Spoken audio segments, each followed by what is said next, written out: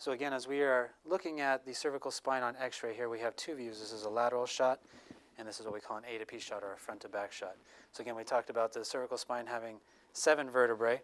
This is number 1, 2, 3, 4, 5, 6, and number 7.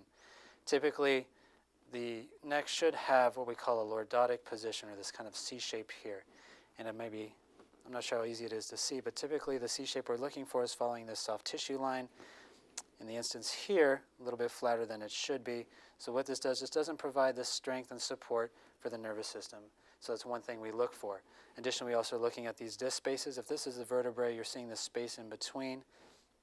We're looking to see if there's equal disc spaces, because the discs provide basically like a shock absorber, or a cushion that allows nerve space to transmit. When they're reduced, that pinches the nerves or encroaches upon them.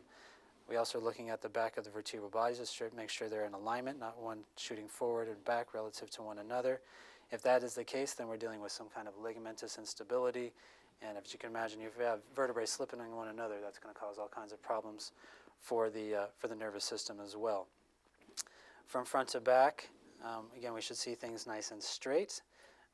When we see things that are curved or rotated, those are direct indications, obviously, of, as we talked about before, impingement upon the nervous system.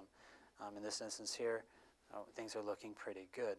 One more thing I wanted to note here on the lateral version is we're also going to look for signs of degeneration that are happening. And typically on a vertebrae, we should see these nice rounded edges.